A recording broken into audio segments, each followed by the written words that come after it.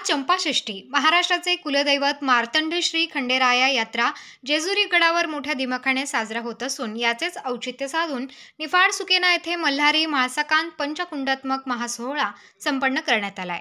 यावेळी सकाळी 5 ते 7 देवात स्थापना, सकाळी 8 ते 11 स्थापित देवता पूजा, क्षेत्रपाल बलिपूजा, मंगल आरती, मंत्रपुष्पांजली व महाप्रसाद 12 ते 2 पर्यंत।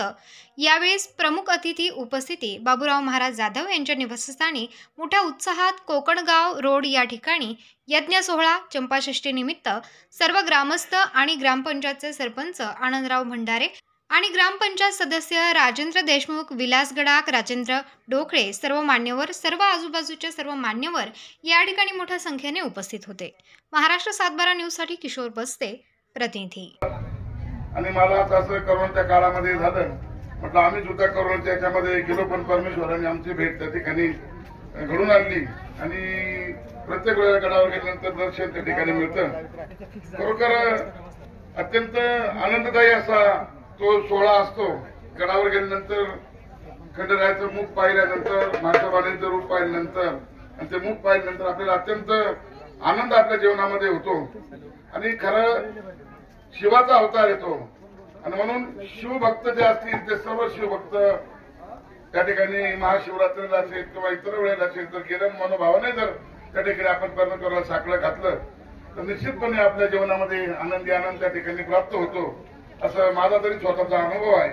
आणि म्हणून आजच्या दिनी आपल्याला जरी आज जेजुरीत जाता आलं नाही तर आपण या ठिकाणी जेजुरीचं रूप या ठिकाणी आपण त्या ठिकाणी बघणार आहे आणि त्या निमित्ताने दर्शनासाठी आलोय। प्रतिवर्षी दर्शनाला या ठिकाणी येत असतो आणि तो अनुभव अत्यंत चांगला आहे। आपल्या सर्वांचं आजच्या दिनी प्रार्थना करतो की सर्वांचं कल्याण हो, सर्वांना खंडेराय महाराज आशीर्वाद द्यावं हीच प्रार्थना या ठिकाणी करतो आणि थांबतो। देवाची कृपा एवढी झाली आज 17-18 वर्षामध्ये का देव कसा पावतो।